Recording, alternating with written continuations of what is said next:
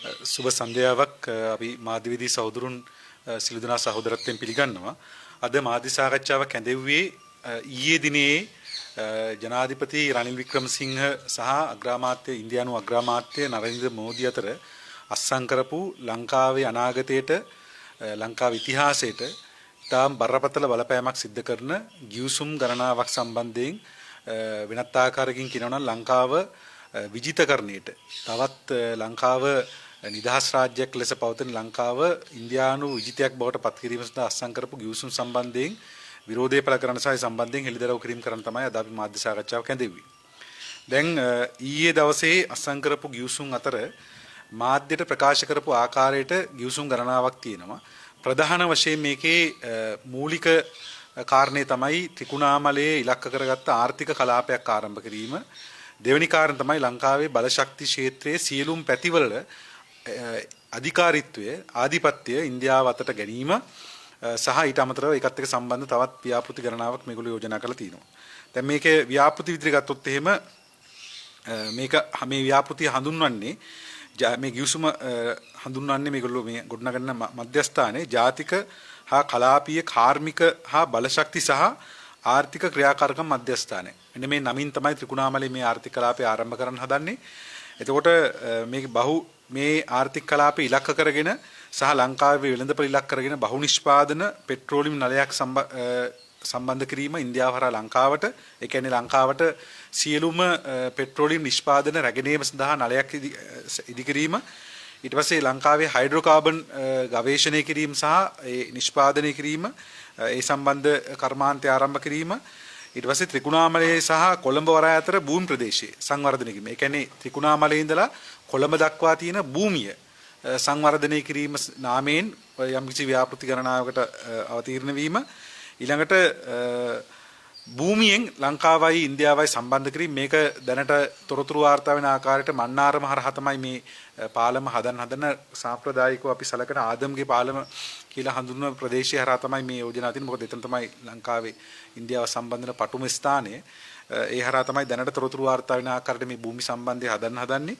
ඊළඟට විදුලි බල පද්ධතිය සම්පූර්ණයෙන්ම ලංකාව ඉන්දියාව සම්බන්ධ කිරීම.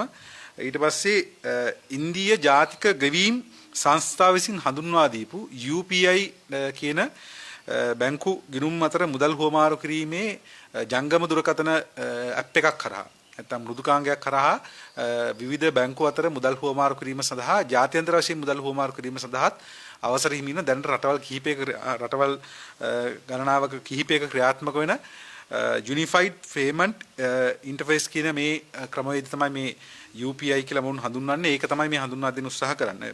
හඳුන්වා දෙන්න යෝජනා කරලා තියෙන්නේ. ඊළඟට සම්පූර්ණ බලශක්ති මධ්‍යස්ථානයක් ගොඩනගන්න. ඒ වගේම අවසාන කොටස තමයි මේ ඒකාබද්ධ සත්ව පාලන ගිවිසුමක් අත්සන් කරන්නේ. මේක තමයි උන්ගේ ප්‍රකාශිත දැනට තියෙන සැලසුම් වල ප්‍රකාශිත කොටස. දැන් මේ සම්බන්ධයෙන් පෙරටුගාමී සමාජවාදී පක්ෂය ඊටාම පැහැදිලිව පසුගිය මාස කීපය පුරාම අවධාරණය කරා මේ රටේ දේශපාලන හැරවුම් ලක්ෂ්‍යය ඊළඟට වෙන්නේ මෙතන කියලා. දැන් අපි උදාහරණයක් ගත්තොත් එහෙම අපි පසුගිය ජාත්‍යන්තර කම්කරු දිනේ විවිධ දේශපාලන ව්‍යාපාර විවිධ සටන් පාට ගණිතය අපි ගත්ත ප්‍රධාන සටන් පාට දෙකක්. පළවෙනි එක තමයි IMF මර උගුලට සහ ඇමරිකන් ඉන්දියන් විජිතකරණයට එරෙහි ජාත්‍යන්තර කම්කරු දිනය කියලා තමයි අපි ගත්තේ එදා තේමා පාඨය. එදා මේ තේමා පාඨය ගණිතය සමහරුන්ට තිබුණා විවිධ විවාද. මොකද්ද මේ ඉන්දියානු විදිහක් තියෙන්නේ? මොකද්ද මේ වෙන්නේ යන්නේ? ඇයි ඔයගොල්ලෝ ඉන්දියන් විජිතකරණය කියලා කියන්නේ? ඇයි ඇමරිකන් කතාවක් කියන්නේ කියලා. එදා ඒ කියපු ඒක ගැන ප්‍රශ්න කරපු සැකසංකා පළ කරපු අයට දැන් අද ඒකේ අලුත් පිටුවක් පෙරලා දෙනවා. මේක ඉවර නෑ. තව ඉස්සරහට තව තියෙනවා. මේකේ තව ඉස්සරහට යන්න තියෙන තව පියවර ගණනාවක් තියෙනවා. ඇමරිකන් ව්‍යාපෘතිය තාම ආවේ නෑ. ඒවත් එන්න නියමිතව තියෙනවා. ඇමරිකන් යුද ගිවිසුම එන්න නියමිතව තියෙනවා. ඒවා ඉස්සරහට අපිට බලන්න පුළුවන් වෙයි. නමුත් මේ වෙලාවේ තියෙන ඉන්දියාවේ පරිච්ඡේදයෙන් ඉන්දියාව ලංකාව ඇතුළේ කරන්න හදන වැඩ කොටසේ ඔවුන්ගේ ආක්‍රමණයේ පළවෙනි පරිච්ඡේදය තමයි මේ ඇවිල්ලා තියෙන්නේ. ඉතින් මේක අපි බොහොම පැහැදිලිව මෙවැනි විග්‍රහයකට ආවේ නිකන් නෙමෙයි. පසුගිය අප්‍රේල් මාසෙ ඉඳලා ආරම්භ වෙච්ච විශේෂයෙන් පහුගිය පසුගිය අවුරුද්දේ මුල භාගයේ ඉඳලා ආරම්භ වෙච්ච තෙල් විදුලි ගෑස් අර්බුදය අපි දැක්කා. ඒ අර්බුදය උත්සන්න වෙනකොට අර කිසිම ආකාරයක ආර්ථික ඥානයක්වත් දේශපාලන ඥානයක්වත් ප්‍රායෝගික ඥානයක්වත් නැතුව දේශපාලනය කරපු රට හසුරුවපු රාජපක්ෂ කල්ලිය. දැන් මේක ගෝඨාභය රාජපක්ෂගේ ප්‍රශ්නයක් විතර නෙමෙයි. ඊට මහතුරු කාටවත් එදා උත්තර දෙන්න බැරුණා මේ ප්‍රශ්න වලට. ඒ ප්‍රශ්න විසින් ප්‍රශ්නේ උඩු දිව්වා. මේ රටේ ඇතිතරම් ආර්ථික විශේෂඥයෝ ගිය 2021 අවසාන කාල පරිච්ඡේදයේ ඉඳලා සැකපල කරා මේ රටේ විදේශ විනිමය සංචිතය හිඳෙනවා කියලා. ඒතකොට අජිත් නිවාඩ් කබ්රාල් කිව්වේ ඒවා හිතෙන්නේ නැහැ එහෙම බය වෙන්න එපා ඒවට කවුරුත් කලබල වෙන්න එපා කියලා. බැසිල් රාජපක්ෂ මේ ලංකාවේ කරන උන්ඩියල් හවාලා ගණදුණු හරහා කරන වංචනික විදේශ මුදල් ලංකාවට ගෙනීම ගැන කියද්දි කිව්වේ ඒවා ප්‍රශ්නයක් නෑ ඒවා අපි බලා ගන්නම් කියලා. දැන් අවසානයේ කරකිලා ආවා විශාල තෙල් සහ ගෑස් විදුලි අර්බුදයකට. ඒ අර්බුදයේ වෙලාවේ ඉන්දියාව අර්බුදයට පුදුම උනන්දුවකින් මැදිහත් වුණා. ඩොලර් බිලියන 3.9ක් දුන්නා කෙලින්ම ලෝස් නැතුව ඉන්දියාව. ඒ ඩොලර් බිලියන 3.9 දෙනකොටම අපි දන්නවා ඒක පිටිපස්සේ ඊළඟට ඉන්දියාවේ මෙන්න මේ කුමන්ත්‍රණය මේ ආර්ථිකයේ කොල්ලේ සඳහා අවශ්‍ය සූදානම් ඉන්දියාව කරනවා කියලා. ඒ නිසා දැන් අද ඉන්දියාව එකට සූදානම් වෙමින් තියෙනවා. මේ සූදානම් වෙන ඉන්දියාව 1980 දශකයේ තිබුණු ඉන්දියාවටත් වඩා ඊටාම දේශපාලන වශයෙන් සහ ආර්ථික වශයෙන් වෙන ගුණාත්මකව තියෙන වෙන තැනක. ඒක තමයි මේ රටේ ජනතාව අඳුර ගන්න ඕනකම තියෙන එක කාරණයක්. මොකද අද ඉන්දියානු ආර්ථිකය ලෝකයේ දැන් මේ ඉදිරි කාර්තු කීපය තුල ලෝක ආර්ථික අවපාතයක් එන නිමිතයි කියලා විශේෂයෙන් ආර්ථික විශ්ලේෂකයෝ ගණනාවක් පළ කරනවා. විශේෂයෙන් මේක ඒ ආර්ථික අවපාතය එන්න නිමිතයි කියලා කියන්නේ යුරෝපීය රටවල් වලට එක්සත් ජනපදයේ සහ විශේෂයෙන් බටහිර කේන්ද්‍ර කරගත්ත ආර්ථිකය තමයි එන්න නියමිතයි කියලා කියන්නේ. ඒ වගේම සමහර මේ පෙරදිග ආර්ථිකය පහුගිය කාලේ වර්ධනය වෙච්ච චීන වගේ රටවලටත් මේ ආර්ථික අවපාතය බලපානවා කියලා උන් කියනවා. නමුත් ඒ හැම කෙනාගේම තියෙන ප්‍රෙඩික්ෂන් වල නැත්නම් හැම කෙනාගේම තියෙන පුරෝකථනයන්ගේ ඔවුන් හැම කෙනාම බොහොම දැඩිව කියන කාරණයක් තමයි ඉන්දියානු ආර්ථිකයට මේ අවපාතය තුළ කිසිම බලපෑමක් වෙන්නේ නැහැ කියලා. ඒ නිසා ඉදිරි අවුරුදු 10 ඇතුළත ඉන්දියානු ආර්ථිකයේ වේගයෙන් ප්‍රසාරණය වෙනවා කියන එක තමයි ඔවුන්ගේ එක නිගමනයක්.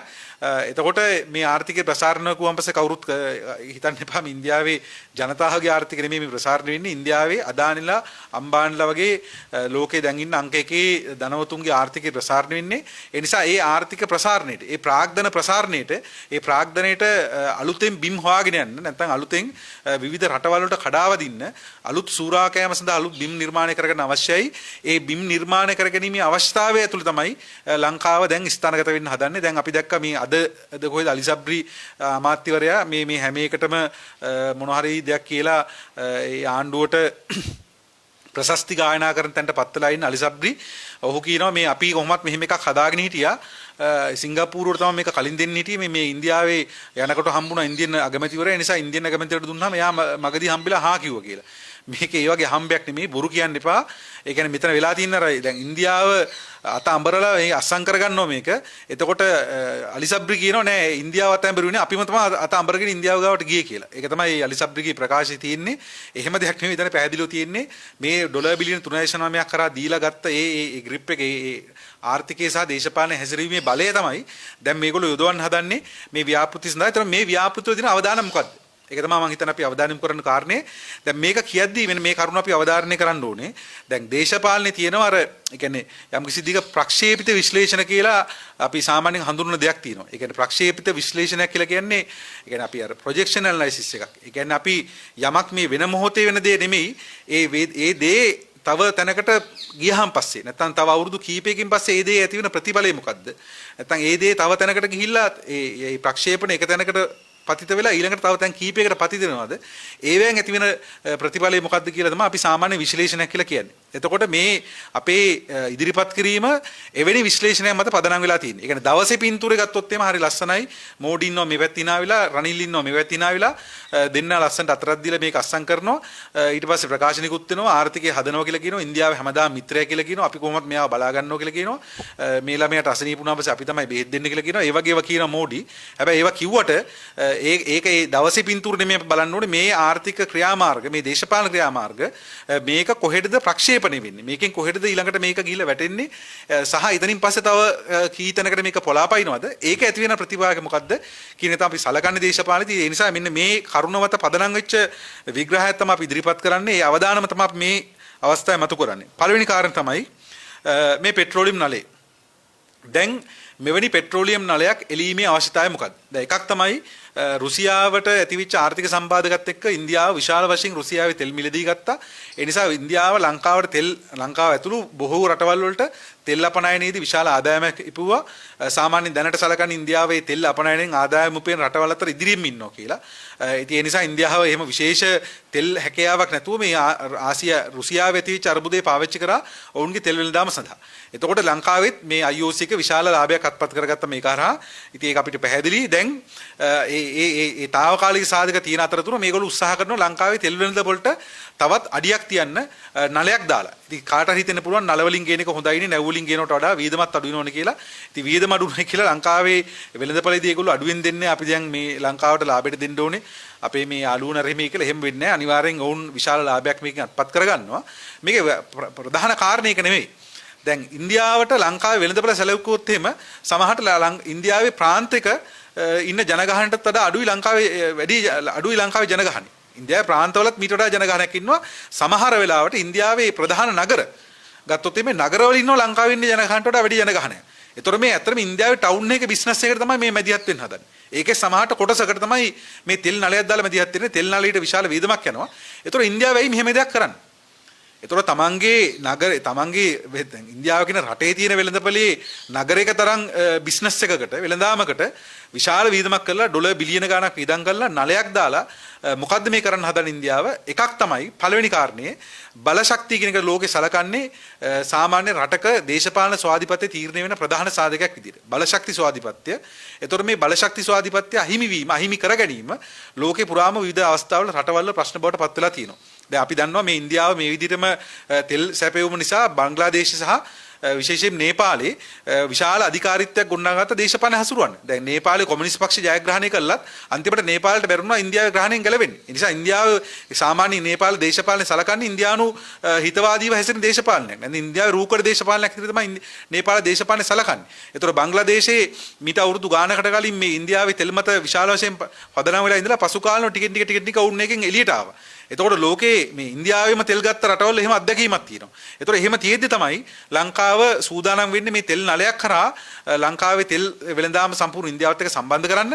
ඉතින් එතකොට දෙවෙනි කාරණේ තමයි දැන් ඉන්දියාව මේ තෙල් නලය එළුවට පස්සේ ඉන්දියාවට ඉතාලම අඩු මිලට ලංකාව තුළ තෙල් ගේන්න පුළුවන් ප්‍රවාහන වීදම සම්පූර්ණයෙන්ම මැකෙනවා කැපෙනවා. එතකොට සමහරට ඉන්දියාව එක්ක දැන් අපි ලංකාවේ තෙල් වෙළඳාම විවෘත කරනවා. සිනෝපෙක් එක එනවා, තවත් ඕස්ට්‍රේලියානු සමාගමක් එනවා, IOC එක තියෙනවා, සහ සිපෙට්කෝ එක තියෙනවා. මේ විදිහට තෙල් වෙළඳපොළ විවෘතයි කියලා කිව්වට එක්කෙනෙක් ඉන්නවා ඉතාලම අඩු මිලට තෙල් සැපීම ලබා ගන්න. එතකොට ඒක නිසා අනිත් පැත්ත වෙන්න පුළුවන් දේ තමයි ඔවුන්ට පුළුවන් වෙනවා තරංගකාරී මිල ක්‍රමේදී ඉතාලම පැහැදිලිව ඉතුරු තරංකරුවන්ව ඉවත් කරන්න. ඒ නිසා මේ తాවකාලිකව මේ තියෙන තරංකාරී තත්ත්ව ඉවත් වෙලා ක්‍රමානුකූලව ඒකාධිකාරීය තෙල් වල සම්පූර්ණ ඒකාධිකාරය ගොඩනගෙන්න පුළුවන් ඉන්දියාවට. ඒ නිසා ඒවා ඉදිරියේදී වෙන නිමිති දේවල් නිසා පැහැදිලිවම මේ තෙල් වල ඒකාධිකාරය ඉන්දියාවතට පත්වීම බලශක්ති ස්වාධිපත්‍ය පත්වීම බරපතල ප්‍රශ්නයක්. ඉතින් මේක තෙල් විතරක් නෙමෙයි මේකට සම්බන්ධයි විදුලිය. ඊළඟට මේගොල්ලෝ හයිඩ්‍රෝකාබන් ගවේෂණය කරන්න සූදානම් වෙනවා සහ නිෂ්පාදනය කරන්න. ඒතොර ඒක පැහැදිලිව මේකේ ගිවිසුම් මේකේ කොන්දේසි අපි දන්නේ නැහැ. දැනටමත් අපිට පේනවා ඉන්දියාව ගාව දන ගහලා තියෙන විදිය. ඒ නිසා මේ ලංකාවේ තියෙන සම්පත් ස්වභාවික සම්පත් පාවිච්චි කිරීමේදී අත්සන් කරන ගිවිසුම් අනිවාර්යෙන්ම මේ අර වත්ත බද්දට දීලා ඇස්සර දතින යන වගේ ගිවිසුම් වෙනවා මිසක් වෙන දෙයක් වෙන්නේ නැහැ. ඒ නිසා මේ ගිවිසුම් අනිවාර්යයෙන්ම ලංකාවට පාඩු සහිත ගිවිසුම් බවට පත් වෙයි. ලංකාවේ සම්පත් කොල්ල කෑම අදාන්ලට අම්බාන්ලට ඕන විදිහට ලංකාවේ බලශක්තිය කොල්ල කෑම සහ ඉන්දියානු ආර්ථිකයේ අවශ්‍යතාවලට ඒව කොල්ල කෑම මේ හරහා සිද්ධ වෙන්න ඉඩ තියෙනවා. ඒක තමයි මේකේ අනිත් පැත්ත හයිඩ්‍රෝකාබන් ගවේෂණය ඇතුළේ තියෙන. ඊළඟට දැන් මේකටම සම්බන්ධයි මේ තෙල් නලයේ එලීමත් එක්ක සම්බන්ධයි මේ ත්‍රිකුණාමල ආර්ථික කලාපේ. දැන් අපි දන්නවා දැන්ටමත් ත්‍රිකුණාමලේ තෙල් ටැංකි ටිකේ අයිතිය නැත්නම් තෙල් ටැංකි වල බලය පහුගිය අවුරුදු කීපයකට කලින් ගත්තා. මොකද මේ ලංකාවේ පාලකයෝ දවස ගානේ දවසට ජීවත් වුණාට දැන් ඉන්දියාව වගේ රටවල් දැන් සැලසුම් හදලා තියෙන 2075ට. දැන් ලෝකේ සාකච්ඡාවක් තියෙනවා 2075 නුට ඉන්දියානු ආර්ථිකය ලෝකේ දෙවෙනි ආර්ථිකය බවට පත් වෙනවා කියලා. එතකොට ඉන්දියාව දැන් සැලසුම් හදන්නේ ලෝකයේ ඒ දක්වා සැලසුම් හදන්නේ. එතකොට මීට අවුරුදු කාලකට කලින් තමයි ගම්මන්පිල උන්නැහැක ගිහිල්ලා මේ ගිවිසුම් අස්සම් කරලා තෙල් ටැංකි ටික ගත්තේ. දැන් තමයි ඒක ඉතුරු කෑල්ලෙන්නේ. එතකොට දැන් මේ තෙල් නලයේ එලීමේ ඊළඟ කාරණේ අපිට සැකයක් තියෙනවා. අපිට මේ සම්බන්ධ තියෙනවා සැකයක් මේ තෙල් සැපෙවුම. නැත්තම් අපි දන්නවා දැන් මේ වෙනකොටත් හම්බන්තොට වරාය ඉදි කිරීම හරහා චීනයේ වරාය පසු අත්පත් කර ගැනීම හරහා සහ අම්බන්තොට වරාය සම්බන්ධයෙන් අත්සන් කළ ගිවිසුම් හරහා අම්බන්තොට වරාය ඉඳලා කිලෝමීටර් 75ක් දෙපැත්තට කිසිම ආකාරයකින් තෙල් බිස්නස් එක තෙල් වෙළඳාම කරන්න බෑ. මුහුදත් එක්ක කරන තෙල් වෙළඳාම කරන්න බෑ ලංකාවේ රජයට. නැත්තම් ලංකාවේ වරාධිකාරියට පෙට්‍රෝලයට හරි ලංකාවේ පෙට්‍රෝලියමකට හරි කරන්න බෑ. ඒතර එවැනි ගිවිසුම් වල සීමා තියෙනවා හම්බන්තොට අස්සංකල තියෙන ගිවිසුමේ. ඒතර මේගොල්ලෝ සමහරට උත්සාහ කරනවා වෙන්න පුළුවන් ත්‍රිකුණාමලයේ වරායත් අත්පත් කරගෙන ත්‍රිකුණාමලයේ ආර්ථික කලාපයත් අත්පත් කරගෙන ත්‍රිකුණාමලයේ හරහා ලෝකයේ විවිධ නැව් වලට තෙල් සැපයුම් දෙන මධ්‍යස්ථානයක් බවට පත් කරගන්න. සමහරට ඒක කොළඹ වරාය වෙන්නත් පුළුවන්. මොකද ඒකට හේතුව ත්‍රිකුණාමලයේ සහ කොළඹ අතර සම්බන්ධ කරන මේ භූමි ප්‍රදේශයේ ආර්ථික සංවර්ධන කලාපයක් විදිහට නම් කරන්න යෝජනා කරනවා. ඉතින් අපිට මතකයි පහුගිය කාලේ ටියුෂන් පන්ති වල සමහර ගුරුවරු මේ ත්‍රිකුණාමලයේ කොළඹයි සම්බන්ධ කරලා අර භූමි භාගය සම්බන්ධ කරලා ඒ ටික මෙහෙම ඉරි වලින් පාට කරලා ලංකාව දෙකට වෙනවා කියලා මේ පහුගිය කාලේ ඇමරිකාවත් එක්ක අස්සම් කරන්න සූදානම් වෙච්ච ගිවිසුම ගැන අඳෝනා තියෙනවා. රාජපක්ෂ බලයට එන්න කලින් දැන් ඒගොල්ලොන්ට කියනවා මේ ගිවිසුමේ කෙලින්ම දැන් ඒක ඇවිල්ලා තියෙනවා. ඉන්දියාව කියනවා ත්‍රිකුණාමලයේ කොළඹයි සම්බන්ධ කොළඹ වරාය සම්බන්ධ කරපු භූමියෙන් සම්බන්ධ කරපු කලාපයක සංවර්ධන කටයුතු වල සූදානම් වෙනවා කියලා. එතකොට මේක ආර්ථික කලාපයක්ද? මේ ආර්ථික කලාපයේ මොකක්ද දෙන ගිවිසුම් මොනවද කොන්දේසි? මේ කිසිවක් දන්නේ නැතුව තමයි දැන් මේ ගිවිසුම ක්‍රියාත්මක කරන්න හදන්නේ. මේක ක්‍රියාත්මක කරද්දී දයෝපගත සිදුවීම තමයි රාජපක්ෂ ජුන්ටාව ඒ පාලනය තුළ අත් උස්සුස්ස ඉන්නවා. දැන් මේව ඔක්කොම ක්‍රියාත්මක කරද්දී හැමදාම මේවට විරුද්ධව ව්‍යාජ ලෙස පෙනී හිටපු ව්‍යාජ ලෙස දේශප්‍රේමයකට කතා කරපු රට ගැන බොරුවට හැමදාම පෙනී ඉන්නවා කියලා පෙන්නපු දිනේෂ් ගුණවර්ධනලා ඊට පස්සේ තව රාජපක්ෂ නඩය ඒ ජාතිකවාදී නාමයෙන් දේශපාලන බලය ගත්තේ නඩය තමන්ගේ දෙපරැන්දස්ස ගහගෙන වලිගය මේ ආණ්ඩුව අස්සේ läගලා ඉන්න එක තමයි මේක ඊටාම හාස්‍යජනක දයෝපගත සිදුවීම. ඒකත් තියෙනවා මේක අස්සේ. මේ නාට්‍ය අස්සේ. ඒකත් අපිට බලන්න පුළුවන්. එතකොට මේ භූමියෙන් සම්බන්ධය හදන්න යෝජනා කරනවා. මේ භූමියෙන් සම්බන්ධය හදන්න යෝජනා කරන්නේ ඉන්දියාව සහ මන්නාරම හරහා තමයි මේ භූමි සම්බන්ධය හදන්න යෝජනා කරන්නේ. ඒතොර මේ භූමිය සම්බන්ධ කිරීම පැහැදිලිවම ඉතින් මේ ටික ඔක්කොම කරාට පස්සේ ඒ කියන්නේ තෙල් වල ආධිපත්‍යයක් ගන්නවා, විදුලි ආධිපත්‍යයක් ගන්නවා, භූමියෙන් සම්බන්ධ කරනවා, වරායවල ටිකත් අල්ල ගන්නවා, ප්‍රධාන ස්වභාවික වරායත් අත්පත් කර ගන්නවා. මේ සියල්ල සිද්ධ වුණා පස්සේ අපිට කියන්න තියෙන්නේ ඒතර ලංකාව අපේ සටන් අපි කියපු කාරණේ විජිතකරණේ ගොදුරු බවට ලංකාවපත් වෙනවා. ලංකාව එක්ක ලංකාව ඉන්දියාවේ ඊළඟ ප්‍රාන්තය බවට පත් වෙනවා, එක්ක උතුරු සහ නැගෙනහිර ඉන්දියාවේ ඊළඟ ප්‍රාන්තය බවට පත් වෙනවා. ඒක තමයි මේ ආර්ථික සහ මේ ඊ අස්සම් කරපු ගිවිසුම් වල දේශපාලන යොමුව මේකේ ප්‍රොජෙක්ෂන් එක නැත්නම් මේකේ තියෙන ප්‍රක්ෂේපණය තියෙන්නේ අන්නේ දක්වා. ඒ නිසා ඒ අනතුරු දකින්න කියලා අපි මේ රටේ ජනතාවගෙන් විශේෂයෙන් ඉල්ලා හිටනවා. දැන් ත්‍රිකුණාමල වරාය වගේ එකක් ගත්තොත් එහෙම ඒක ඊටාම මේ සාමාන්‍යයෙන් පහුගිය ලෝක ඉතිහාසයේත් ලෝක විශේෂයෙන් දෙවන ලෝක යුද්ධෙදී සලකන්නේ මේ බ්‍රිතාන්‍යයන්ට ජයග්‍රහණය ලබන්න නැත්නම් බ්‍රිතාන්‍යයන්ට ජපානය පරාජය කිරීම සඳහා බලපාපු ප්‍රධාන යුදමය වැදගත්කම් සහිත තැන් දෙකක් සාකච්ඡා කරනවා සාමාන්‍ය දේශපාලන ඉතිහාසයේ මේ ලෝක යුද්ධයට අදාළ යුද ඉතිහාසයේ ඒ තැන් දෙක තමයි එකක් මලක්කා සමුද්‍ර සංධියේ ඒ බලය බ්‍රිතාන්‍යයන් සතු තිබීම, බ්‍රිතාන්‍ය නාවික හමුදාව සතු තිබීම, ඊළඟට ත්‍රිකුණාමල වරායේ බලයේ නාවික බ්‍රිතාන්‍ය නාවික හමුදාව සතු තිබීම. ඒ නිසා මේ ත්‍රිකුණාමල වරාය කියන එක අද ඒක දීවර වරායක් විදිහට නැත්නම් සාමාන්‍ය කටයුතු කරන වරායක් ලෙස පැවතුනාට මේක භූදේශපාලනික වශයෙන් සහ නාවික යුද දේශපාලන වශයෙන් ඊටාම වැදගත් වරායක්. මොකද මේක ස්වභාවික වරායක්. ඒ නිසා මේ ස්වභාවික වරාය බලය ඉන්දියාව අතර යාම ඊටාම බරපතල කාරණයක් විදිහට අපිට සලකන්න පුළුවන්. මීට කලින් මේ ආර්ථික කලාපේ, ඒ කියන්නේ ඉන්දියා මේ ත්‍රිකුණාමලයේ මුල් කරගත්ත ආර්ථික කලාපය මීට කලින් සැලකුවේ වර්ග කිලෝමීටර් 624ක ආර්ථික කලාපයක්. අපි දන්නේ දැන් අලුත් ගිවිසුමේ කොහොමද මේක සඳහන් වෙන්නේ කියලා. ඒක හරියටම කොළඹ දිස්ත්‍රික්කයට වඩා විශාල ආර්ථික කලාපයක් ඉන්දියාවට මේ ත්‍රිකුණාමලයේ ප්‍රදේශයේ මේ කලින් සැලසුම් රණු තිබුණේ. ඉතින් අපි අලුත් සැලසුම් එළියට ආවොත් අපිට බලන්න පුළුවන් ඒක මොකක්ද කියලා. ඒතකොට මේ සියල්ල සිද්ධ වෙනවා. එක පැත්තකින් ඉන්දියාව ත්‍රිකුණාමලයේ ආර්ථික කලාපය හදනවා, තෙල් නල හරහා සම්බන්ධ වෙනවා, භූමිය සම්බන්ධ වෙනවා, ඊළඟට විදුලි බල පද්ධතිය සම්බන්ධ කරනවා. ඒක විදුලි බල පද්ධතිය සම්බන්ධ කරාම පස්සේ ලංකාවයි ඉන්දියාවයි විදුලි බල වශයෙන් සම්බන්ධ වෙනවා. ඒතකොට ලංකාවේ බල ශක්තිය සම්පූර්ණ ඉන්දියාවට ඒකේ ස්වාධිපත්‍ය අපිට අහිමි වෙනවා. ඉන්දියාවේ ස්විච් එක ඔන් ඔෆ් කරනකොට පුළුවන් ලංකාවේ දේශපාලනයේ පාලනය කරන්න. දැන් සමහරු මේ මැසිවිල් නගරම විදුලි බල මණ්ඩලයේ තියෙන වෘත්තීය සමිතිය වලින් තමයි විදුලි බල මණ්ඩලයට මේ දේවල් හසුරුවන්නේ. ඒගොල්ලෝ බෝනස් ගන්නවා, වරව ගන්නවා, මේව ගන්නවා කියලා. ඉතින් ඒ විවේචනවල තියෙන සත්‍යසත්‍යතාවෙන් කෙසේ වුණත් එතකොට දැන් මේවා සිද්ධ වෙන්නේ ඔක්කොම ලංකාව ඇතුළේ වෙන දේවල්. දැන් මේ සිද්ධ වෙන යන දේ කියලා කියන්නේ ලංකාව ඇතුළේ දෙයක් නෙමෙයි. එතකොට මේ ඊළඟට ලංකාවේ විදුලිය වර්ජනය කිරීම සහ වර්ජනය කළ ඕනම ගිවිසුමකට එකඟතාවයට ගැනීමේ හැකියාව ඉන්දියාවත් පත් කරගන්නවා. සහ ඒ විතරක් නෙමෙයි ඉන්දියාව තීරණය කරනවා ලංකාවේ යුනිට් ප්‍රයිස් එක කීයද කියලා විදුලියේ. ඒක ලංකාවේ ආර්ථික නිසා ඉතාම බලපෑම් සාගතයි. දැන් උදාහරණයක් ගත්තොත් එimhe ලංකාවට එන ආයෝජකයෝ සලකන එක කාරණයක් තමයි රටක ආයෝජනවලදී විදුලි වල ඒකක වීදම කොච්චරද? මේක සලකන කාරණයක්.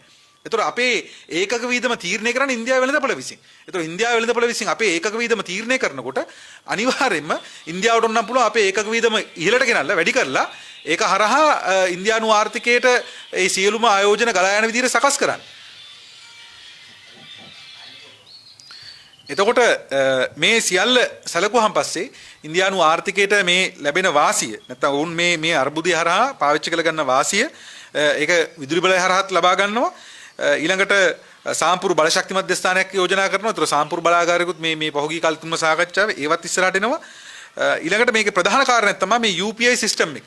නැත්නම් මේ ආර්ථිකයේ මුදල් සංසරණය සඳහා රට තුල සහ රටවල් අතර මුදල් සංසරණය සඳහා දැනට ඉන්දියාවත් එක්ක රටවල් 7ක් සම්බන්ධලා තියෙන UPI සිස්ටම් එක කියන එක. ඉතින් මේක දැන් සාමාන්‍යයෙන් දැනට වාර්තා වෙලා තියෙන තොරතුරු වලට අනුව මේ ක්‍රමවේදය හරහා ජංගම දුරකථනයකින් පුළුවන් අපිට මුදල් හුවමාරු කරන්න විවිධ ගිණුම් අතර වෙනත් රටවල් ගිණුම් අතර හුවමාරු කරන්න පුළුවන්. ඒතකොට මේක සාමාන්‍යයෙන් සලකන්නේ අර බැංකු වලින් ඉවතට යාමක් නැත්නම් බැංකු ක්‍රමයෙන් අර සජීවීව බැංකුව හරහා සම්බන්ධ වීම වෙනුවට බැංකු ක්‍රමයෙන් ඉවතට යාමේ පියවරක් විදියට. ඉතින් ඒතකොට මේකේ අධිකාරිය යන්නේ විශේෂයෙන්ම ඉන්දියානු සමාගමකට. ඉතින් ඉන්දියානු සමාගමක් විසින් තමයි මේකේ අධිකාරිය හසුරවන්නේ. ඉතින් මේකේ අපිට දැනට තියෙන මේ ඉදිරි සැලසුම් සියල්ල ආවට පස්සේ තමයි මේ සම්බන්ධ අපිට ටිකක් පුළුල් අදහසක් කියන්න පුළුවන් වෙන්නේ. නමුත් දැනට ලෝකේ යනවා සාකච්ඡාවක් මේ ඩිඩොලරයිසේෂන් කියලා. නැත්නම් ඩොලර් හරණය කියලා සාකච්ඡාවක් දැනට තියෙනවා. සහ ක්‍රියාවලියක් දැනට තියෙනවා. ලබන අගෝස්තු මාසේ කැඳවන්න නියමිතව තියෙන බ්‍රික්ස් සමුළුවේදී සාකච්ඡා වෙන නියමිතව තියෙන අලුත් මුදල් ඒකකයක් හඳුන්වා දෙන්න. ඉතින් ඩොලරයෙන් ඉවතට යාම කියන එක ලෝකීය ආර්ථිකයේදී යම්කිසි දෙයක ධනාත්මක ප්‍රවණතාවක් වෙන්න පුළුවන්. ලෝකේ ඩොලරයට ලබාගෙන තියෙන අධික බලය, ඒ බලය දේශපාලන වශයෙන් පාවිච්චි කිරීම කියන කාරණේ උඩ ඒක ධනාත්මක සාධකයක්. නමුත් ඒ හරහා තවත් අධිකාරියක බලයට යටත් කිරීම කියන එක තමයි මේක පිටිපස්සේ ඊළඟට එන්නේ. ඒ කියන්නේ මේ ඩිඩොලරයිසේෂන් වලින් එන්නේ ප්‍රජාතන්ත්‍රවාදයක් නෙමෙයි. ඒ කියන්නේ ඒක හරහා ඩොලරයෙන් ඉවත් වෙලා හැම රටකටම තමන්ගේ මුදල් ඒකකයට වටිනාකමක් ඇවිල්ලා එවැනි තත්ත්වයක් නෙමෙයි ඉන්නේ. ඒක වෙන ගමන් ඒ අතරතුර තවත් කලාපීය කඳවුරු උත්සාහ කරනවා, කලාපීය බලවතුන් උත්සාහ කරනවා තමන්ගේ මුදල් ඒකකේ බලවත් කරන්න. ඒ වගේම ඔය ඩිජිටල් කරන්සි හඳුන්වා දීපු සමාගම උත්සාහ කරනවා ඒවා බලවත් කරන්න. එවැනි නිසා අද ලෝකේ ප්‍රවණතාවය ඒක නිසා ඒ ප්‍රවණතාවයේ කොටසක් වෙන්න පුළුවන් මේ UPI කියන මේ ක්‍රමවේදය. ඉතින් අපි ඒක ඉස්සරහට අපිට තව තොරතුරු හරහා තමයි ඒක සාකච්ඡා කරන්න වෙන්නේ. ඊළඟට මේකේ තියෙනවා මේ ඒකාබද්ධ සත්ව පාලනය කියලා. මම හිතන්නේ ඒක නම් යෝජනා කරලා ඇත්තේ මේ පාර්ලිමේන්තුව පාලනය කරන්න වෙන්න පුළුවන්. මොකද ඒකාබද්ධ සත්ව පාලනයක් මොකටද කරන්න කියලා ඉන්දියාවේ ලංකාවේ අපිට වැටෙන්නේ. සමහරට ඒක පාර්ලිමේන්තුව සඳහා කැබිනට් මණ්ඩලය සඳහා අත්සන් කරපු කොටසක් වෙන්න පුළුවන්. ඉතින් ඒකක් තියෙනවා. ඉතින් අපි බලාපොරොත්තු වෙනවා මේ පශු සත්ව නිෂ්පාදනය සම්බන්ධ තියෙන මේ විවිධ සංවිධාන වලින් මේ සම්බන්ධයෙන් වුන් ඉදිරියේදී කරුණු ඉදිරිපත් කරයි මේක පාර්ලිමේන්තුවට බලපාන්නේ නැත්නම් ලංකාවේ මේ සත්ව නිෂ්පාදනයට බලපාන්නේ කොහොමද කියලා. ඉතින් ඒකට අපි ඉඩකට ලබා දෙනවා. ඉතින් මේ සියල්ල සැලකුවාන් පස්සේ අපිට ඊටාම පැහැදිලි මේක කෙලින්ම මේ සරල කොට අපිට සලකන්න බෑ. බලශක්ති ස්වාධිපත්‍ය, ආර්ථිකයේ ස්වාධිපත්‍ය, ඊළඟට භූමියේ ස්වාධිපත්‍ය මේ සියල්ල අත්පත් කරගන්නවා. මේකේ තව හෙලි නොවුණු ගිවිසුම් ප්‍රමාණයක් තියෙනවා කියලා අපි සැක කරනවා. එකක් තමයි දැන් බටහිර ජැටිය තමයි කොළඹ වරාය ලබාගත්තේ මේගොල්ලෝ. නැගෙනහිර ජැටියට මේගොල්ලෝ තවමත් සටන් කරනවා. ඒ නිසා නැගෙනහිර ජැටි ඉල්ලීම තියෙනවා. ඒතකොට නැගෙනහිර ජැටියයි බටහිර ජැටියයි ත්‍රිකුණාමල වරායයි මේ සියල්ල ඉන්දියාව අතට යනවා කියලා කියන්නේ ලංකාවට වරාය බලය අහිමි වෙනවා. ඒක ඉන්දියාවට අවශ්‍යයි. ඉන්දියාව අපි දිගටම මේක කරුණු හෙළිදරව් කරලා තිනවා. ඉන්දියාවේ තියෙන ඉහළ වැඩියෙන්ම ඉන්දියාවේ බාණ්ඩු හොමාරු වෙන වරාය තමයි ඉන්දියාවේ නේරු වරාය. නේරු වරාය තියෙන ලෝකේ වරාය ශ්‍රේණිගත කිරීම වල 33 වෙනි තැන. දැන් ලංකාවේ කොළඹ වරාය තියෙන වරාය ශ්‍රේණිගත කිරීම වල 16 17 වෙනි තැන වගේ තියෙනවා. එතකොට ඉන්දියාවට වඩා ලංකාවේ වර්ෂයක කරන බහලුම් එහා මෙහා කිරීම නැත්නම් බහලුම් කන්ටේනර්ස් එහා මෙහා කරන ක්‍රියාවලිය ලංකාවේ වැඩි. ඒක ධාරිතාව වැඩි. මොකද ඒක ලංකාව ඉන්දියාව පාවිච්චි කරනවා නැව් ප්‍රතිනැව්ගත කිරීම ක්‍රියාවලට. ඒ නිසා ලංකාවේ අපනයන ආනයන විතරක් නෙමෙයි ලංකාවේ බහලුම් කියලා කියන්නේ. ඒ ප්‍රතිනැව්ගත කරන රටවල් ඒ ආයතනත් මේක පාවිච්චි කරනවා. ඒ නිසා ලංකා කොළඹ වරාය කියලා කියන්නේ විශාල ආදායමක් රටට ගෙන වරායක්. ඒතර මෙන්න මේ මුළු ව්‍යාපෘතිය නැත්නම් මේ ව්‍යාපාරය තමයි ඉන්දියාව අත්පත් කරගන්න හදන්නේ. ඒ නිසා මේක තියෙනවද කියලා අපිට සැකයක් තියෙනවා. ඊට පස්සේ දිගින් දිගටම තිබුණා මේ පෝක් සමුද්‍ර සංද්‍රිය හරහා නාවක ගමනාගමන ගමනට අවශ්‍ය කරන මාර්ගයක් ගොඩනගා ගන්න ඕන කියලා. මේක දැන් මේ ඉන්දියානු භූමියත් එක්ක ලංකාව සම්බන්ධ කිරීමත් එක්ක කොහොමද මේක කරන්න කියලා ප්‍රශ්නයක් තියෙනවා. නමුත් ත්‍රිකුණාමල වරායත් අත්පත් කරගෙන පෝක් සමුද්‍ර සංධිය හරහා ඉන්දියානු නාවක මාර්ගය ඉදිකරොත් එහෙම එතකොට පැහැදිලිවම අර ලංකාව පහලින් යන තියෙන නාවක ගමන් මාර්ගය වෙනස් කරන්න පුළුවන්. එතකොට නාවක සැතපුම් විශාල ප්‍රමාණයක් අඩු වෙනවා නාවක ගමනාගමනේදී. මේ නාවක සැතපුම් විශාල ප්‍රමාණයක් අඩු වීම නාවක ගමනාගමනේදී ඒ නැව් වලට වාසියක්. ඒ වගේම ඒ නාවක ගමනාගමනය සඳහා මේ වරායවල ඉදි කරලා මේ ක්‍රියාවලියට සම්බන්ධ වෙන මැදිහත් වෙන ඒ ක්‍රියාවලිය හසුරුවන අයට මේකෙන් විශාල ලාභයක් අත්පත් කරගන්න පුළුවන්. හම්බන්තොට වරාය හරහා චීනය උත්සාහ කරනවා නම් MBC දීක වරාය භූමිය නැත්නම් වරාය ආදායම් උපය ගන්න වරාය පාවිච්චි කරලා ඒ නාවක ගමනාගමන මාර්ගයේ ඒක වෙනස් කරන තැනකට උනත් මේ සැලසුම් තියෙන පුළුවන්. ඒවා අපිට තියෙන උපකල්පන නැත්නම් ඒවා අපිට තියෙන මේ සැකසහිත කලාප. ඉතින් මේවා තියෙන්න පුළුවන් මේක පිටිපස්සේ ඊළඟට එන ගිවිසුම් විදියට මේ අත්පත් කරගෙන. ඉතින් මේ සියල්ල කරාට පස්සේ අපිට මං කියන අලුතෙන් ප්‍රශ්නයක් අහන්න දෙයක් නැහැ. මේක ආරක්ෂා කිරීම සඳහා ඉන්දියන් හමුදාවට ඉන්දියන් ආරක්ෂාවට අනිවාර්යයෙන් මේකට සම්බන්ධ වෙන්න සිද්ධ වෙනවා. හරි ඉන්දියන් හමුදාවට මේවා ආරක්ෂා කරන්න ඉන්න සිද්ධ වෙනවා. මොකද අද වෙනකොට මේ රට එක පැත්තකින් චීනයේ ආර්ථික තීරයක් මාවතක් ව්‍යාපෘතියේ ගොදුරක් බවට පත් කළා. අපි දැන් එක පැත්තකින් බැටකමින් ඉන්නවා.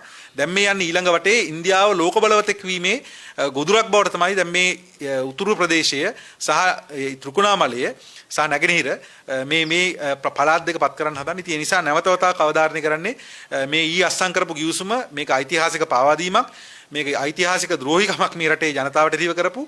මේක කරන්න රනිල් වික්‍රමසිංහට බලයක්වත් හැකියාවක් නැහැ. රනිල් වික්‍රමසිංහ පහුගිය මැතිවරණය පරාජය වෙච්ච පුද්ගලෙක්. ඔහුට ජනවරමක් නැහැ. ඒතර ඔහුට ජනවරමක් නැතුව තමයි මේ සියල්ල කරන්නේ. ජනවරමක් තිබිච්ච අය අවුරුදු 99 ගිවිසුම් අස්සම් කරද්දී මිනිස්සු ප්‍රශ්න කරා අවුරුදු 5කට බලයට ඇවිල්ලා කොහොමද අවුරුදු 99කට ගිවිසුම් අස්සම් කරන්නේ කියලා. ඒ ජනවරමක් තිබිච්ච අය අස්සම් කරද්දී දැන් මේක සිද්ධ වෙන්නේ ජනවරමක්වත් නැති පාලකෙක් තමයි අඩුමතරමේ මහජන නියෝජිත ආයතන ප්‍රජාතන්ත්‍රවාදී පාර්ලිමේන්තුව තමයි උත්තරීතර ව්‍යවස්ථාවට යටත් වෙන්න කියලා අනිත් මිනිස්සුන්ට බණ කියන කට්ටිය මේ ගිහිල්ලා අස්සම් කරන ගිවිසුම් කවුරුවත් දකින්න නැතුව රටවත් දකින්න නැතුව ජනතාවත් දකින්න නැතුව ජනතාවගේ ඉරණම තීරණය කරන ගිවිසුම් අස්සම් කරනවා.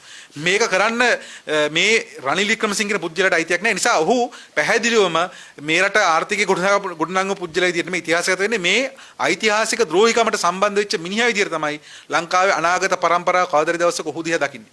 නිසා මේක අපි අද දකින්න අද දවස නෙමෙයි. තව අවුරුදු 10ක් 20ක් 30ක් 40ක් ඉස්සරහට මේ රට ගෙනියන්න හදන මාවත සම්බන්ධයෙන් ඒ නිසා මේ පාවාදීමට තමයි මේ රට ගෙනියන්න හදන්නේ අත්පත් කර ගැනීමට. ඒ නිසා එක පැත්තකින් IMF කොන්දේසි වලින් මේ රටේ ආර්ථිකයට පහර දෙමින් ඉන්නවා. ජනතාවගේ අයිතිවාසිකම් කොල්ලකමින් ඉන්නවා. ඊළඟ වටේ දැන් මේ ඇවිල්ලා තියෙනවා ඊළඟ න්‍යාය පත්‍රය ඉන්දියානු ඩොලර් බිලියන 3.9 ණය වලට හිලව් වෙන්න උතුර සහ නැගෙනහිර ඉන්දියාවට පැවරීමේ ව්‍යාපෘති තමයි මේ ඇවිල්ලා තියෙන්නේ. ත්‍රිකුණාමල ආර්ථික කලාපය හරහා ලංකාවේ ස්වාධීපත්‍ය ගොදුරු කිරීමේ ව්‍යාපෘතිය ඇවිල්ලා තියෙන්නේ. ඒ නිසා මේක පරාජය කරන්න ඕනේ. ඉතින් පාර්ලිමේන්තුවට මේක ගෙනාවත් අපි හිතන්නේ ඒ පාර්ලිමේන්තුවේ ඉන්න මහත්තුරු එහෙට මෙහෙට වැනෙන්න පුළුවන්. දැනට කොටසක් ඕනම දෙයක් සම්බන්ධයෙන් කියන්නේ අපි ඡන්දයක් වෙනකන් ඉන්නේ ඡන්දයක් අහම මේක බලා ගන්නවා කියලා. තව කට්ටියක් කියන්නේ ඒකේ කොටසක් හොඳයි කොටසක් නරකයි කියලා.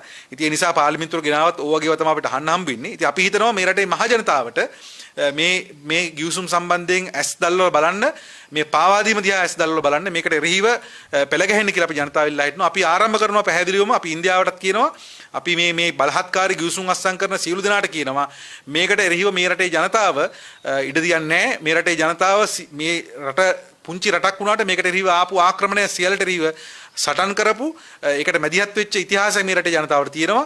ඒ නිසා ඒ සටන් කරපු ලේ තියෙනවා මේ රටේ මිනිස්සුන්ගේ. ඒක මේ රටේ විතරක් නෙමෙයි ලෝකේ හැම රටක්ම යටත් කරාන් පස්සේ ලෝකේ මිනිස්සු සටන් කරා, පීඩිත ජනතාව සටන් කරා. ඉන්දියාවෙත් පීඩිතව සටන් කරා බ්‍රිතාන්‍යයන්ගේ යටත් වීමට එරෙහිව. ඒ නිසා කිසිම රටක් තවත් රටක් යටත් කරනවට ඒ රටේ ජනතාව එකඟ වෙන්නේ නැහැ, බලහත්කාරයට එකඟ වෙන්නේ නැහැ. ඒ නිසා මේ යටත් කිරීමට එරෙහිව මේ රටේ ජනතාව මේ යටත් කිරීම සඳහා එන මේ පළවෙනි දෙවෙනි පියවර මේ රටේ ජනතාව අනුමත කරන්නේ. ඒකට එරෙහිව ජනතාව පෙළ ගැහෙනවා කියන එක අපි යටත් කරන හදන රටවල තානාපති කාර්යාලවල වලටත් අපි අනතුරු අඟවනවා.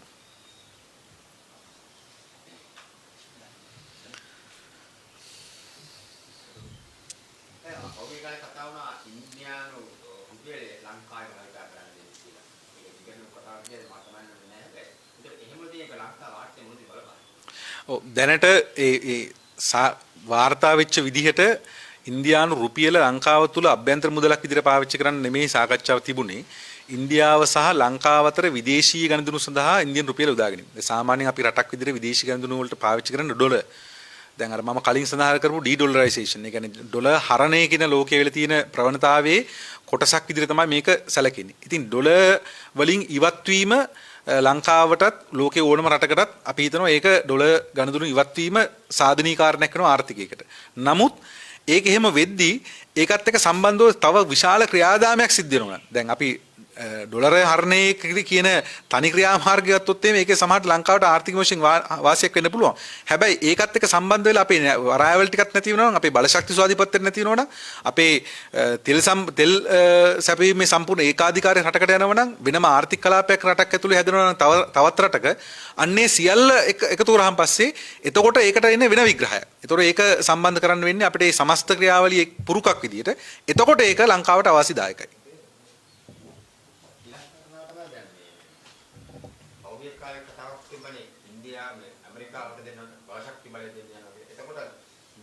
වලින් ඒක පස්සට කරනද එහෙම නැත්නම් මොකද්ද ඩොලර් මාර්කට් එකේ මහරජාගේ මිනිස්මක් අස්සම් කරා කියලා කතා වුණා. එතකොට ඒක ඒ ක්‍රියාවලිය පැනලා කියලා විද්‍යාවක් පටන් මොකද්ද මේ එතකොට එහෙම වෙන්නේ? ඔව් පැහැදිලිවම දැන් අපි දිගටම අවධාරණය කරා මේ LNG ගිවිසුම සහ වෙනත් බලශක්ති ගිවිසුම් සම්බන්ධයෙන්. ඒ ගිවිසුම් සියල්ලෙදිම අපිට පේන තිබිච්ච කාරණේ තමයි ඉන්දියාව සහ එක්සත් ජනපදයේ ඇමරිකාව ලංකාවේ බලශක්තියේ ස්වාධීනපත්‍යෙ නැත්නම් බලශක්තිය මැදිහත් වෙනවා කියලා. මේක දැන් අපිට දැන් හොඳටම තේරෙනවානේ ලංකාවේ බලශක්ති වෙළඳපොළ කියලා කියන්නේ ඉන්දියාවේ නගරික වෙළඳපොළ තරම්වත් ලොකු නෑනේ. ඒතකොට මේ ඉන්දියාවට මෙහෙයවිලා කරන්න බිස්නස් එකක් නෑ ඇත්තටම. ඒතකොට මේ ඉන්දියාවේ ඉන්නේ ලංකාව පිහිටලා තියෙන භූදේශපාලනික වැදගත්කම නිසා. එතකොට භූදේශපාලනික වැදගත් ස්ථාන අත්පත් කරගන්න. ඉතින් ඒගොල්ලෝ ත්‍රිකුණාමලය අත්පත් කරගන්න තීරණය කළා තියෙනවා. එතකොට චීනය හම්බන්තොට අත්පත් කරන් තියෙනවා. ඒ නිසා චීනය ආවට පස්සේ මේගොල්ලොන්ට එන්න තියෙන උවමනාව තව වැඩි වෙලා තියෙනවා. එතකොට මේක තමයි මෙතන කතාව. එතකොට ඇමරිකාවට එහෙ ඉඳලා ඇවිල්ලා මෙහෙ කරන්න බිස්නස් එකක් නෑ අපිට තේරෙන විදියට. එතකොට ඒගොල්ලෝ එන්නේ ලංකාව ඉදිරි දේශපාලන ආර්ථික වර්ධනයන් වල මොකද දැන් ලෝකේ ඉතාම දැවැන්ත බරපතල සාකච්ඡාවක් තමයි ඉදිරි මේ ආරම්භ වෙන සියවස ආසියානු රටවල් ආසියානු ආර්ථිකයේ ප්‍රසාරණය සියවස. එතකොට මේ ආසියානු ආර්ථිකයේ ප්‍රසාරණය වෙනකොට චීනයේ ආර්ථිකය ලෝකේ පළවෙනි ආර්ථිකය බවට පත් වෙනකොට අනිවාර්යෙන් මේ කලාපයේ තියෙන යුද උණුසුම යුද මැදිහත් වීම ඉහළ යනවා. දැන් අන්තිමට පැවැත්විච්ච නේටෝ සාකච්ඡාවල නේටෝ එකේ ආපු ප්‍රධාන සාකච්ඡාවක් තමයි දකුණු දිග චීනයේ තියෙන සම්බන්ධය මොකද්ද නේටෝ එකේ මැදිහත් වීම කියලා. ඒතකොට ඒකට පිටින් වෙනම ගෙන්නුවා රටවල් කීපයක් ගෙන්නුවා. ජපානයේ ආවා, ඕස්ට්‍රේලියාව ආවා. ඒතකොට ඒ වගේ රටවල් කීපයක් ගියා ආරාධිත රටවල් විතර සාකච්ඡාවලට. ඒතකොට මේ යුද උණුසුමක් තමයි ආසියානු කලාපයේ ඇතිවෙමින් තියෙන්නේ. ඒතකොට මේකත් එක්ක අපි ක්‍රීඩා කරන්න ගියාට පස්සේ අනිවාර්යයෙන්ම මේකේ ප්‍රතිඵලය මොහොතකට සුව දෙන්න පුළුවන්. නමුත් අනිවාර්යයෙන් මේකේ ප්‍රතිඵලය අපිට ගෙවන්න සිද්ධ වෙනවා. ඒ විතරක් නෙමෙයි. අපි අවධාරණය කරනවා මේ ආර්ථික කලාප පිටිපස්සේ සමහරට මේ කම්කරු නීති වෙනස්කම් මේකත් එක්ක සම්බන්ධයි. දැන් මේ ත්‍රිකුණාමලයේ ආර්ථික කලාපය සකස් කරනවා කියලා කිව්වට පස්සේ මේ ත්‍රිකුණාමලයේ ආර්ථික කලාපයට සමහරට මේ ආණ්ඩුව සූදානම් වෙන්න පුළුවන් කම්කරු නීති ගෙනල්ලා මේගොල්ලෝ මේවා අධිකරණෙත් ප්‍රශ්න වෙනවා අනිවාර්යෙන්ම. ඒ කම්කරු නීති සමත් කරගන්න ඒවා ඉස්සරහට ගෙනියන්න බැරි වුණාට පස්සේ ඒවා මේ අලුතෙන් වෙළඳ කලාප වගේ ඒවා නැවත ඇති කරලා ආර්ථික කලාප ඇති කරලා අලුත් ආර්ථික කලාප කාලයක් වෙළඳ කලාප හැදුවිත් ওই පදනමින් කම්කරු නීති ක්‍රියාත්මක වීම බාධා කළ තමයි වෙළඳ කලාප නිර්මාණය කරේ. ඒ වගේ ආර්ථික කලාප එන්න පුළුවන් මේ අලුත් කම්කරු නීති ක්‍රියාත්මක කරන කලාප විදිහට. ඒ නිසා මේවා ඒ කියන්නේ එකිනෙක සම්බන්ධ කාරණා තියෙනවා. ඉතින් ඒ නිසා අපිට සමස්ත සැලැස්ම පේන්නේ මේ සමස්ත සැලැස්ම පේන්නේ සමස්ත සැලැස්ම ඉස්සරහට එනකොට තමයි පේන්නේ. ඒ නිසා මේ සියල්ල ඇතුළත අපි දකින්න. ඒ නිසා අර ඔබ මුලින් අහපු කාරණේ එක්සත් ජනපදය ලංකාවේ ආර්ථිකයට මැදිහත් වීමේ ඇත්තම කිසිම ආර්ථිකමය කාරණයක් නෑ. ඒක දේශපාලන යුදමේ කාරණයක්. අනිවාර්යයෙන් මේ බලශක්තිය සම්බන්ධ ඒ අනතුරු තියෙනවා. ඒතකොට ඉන්දියාවයි එක්සත් ජනපදය දෙකම හිතනවා වෙන්න පුළුවන් චීනයේ කරලා තියෙන මැදිහත් වීම පස්සට තල්ලු කරන්න ලංකාවට මැදිහත් වෙන්න ඕනේ කියලා.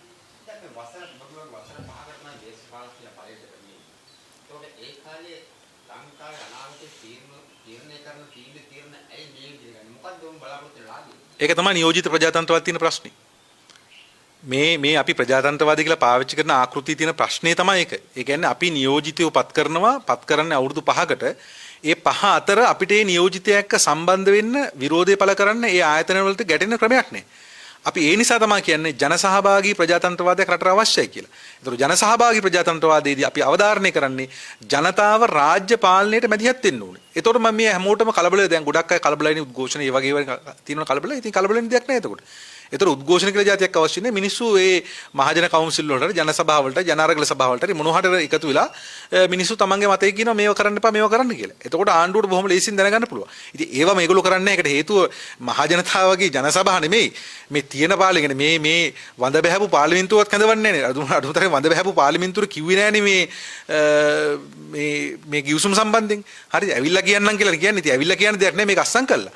හරි එතකොට ඒ සියල්ලෙන් පේනවා ප්‍රජාතන්ත්‍රවාදී කියලා මේ අද තියෙන ප්‍රජාතන්ත්‍රවාදයේ යල් පැනලා ඒ නිසා ජනතාවට අනිවාර්යයෙන්ම සිද්ධ වෙනවා මේ ක්‍රමයේ අතික්‍රමණය කරන මේකට එක එක මූණු ගෙනලා හරියන්නේ අරයා හොඳයි එයා මේ දවස්වල ඒකට විරුද්ධව කතා කරනවා එයා නම් නියමයි කියලා වැඩන්නේ මේ සිස්ටම් එක ඇතුලේ තව කවුරු ස්ථානගත කරත් ඒ හැමෝම එක්කෝ කැමැත්තෙන් හෝ අකමැත්තෙන් මේ ව්‍යාපෘති වල ගොදුරු වෙනවා. ඒක වළක්වන්න නම් මහජනයා රාජ්‍යයට සම්බන්ධ විය යුතුයි. මහජනයා රාජ්‍ය බලයක් ලෙස රාජ්‍යයේ කුළුණක් ලෙස නැගී ඉන්න තත්ත්වයක් ඇති කරන්න ඕනේ. දැන් රාජ්‍යයේ කුළුණු ඔක්කොම තියෙන මහජනයාට පිටින්.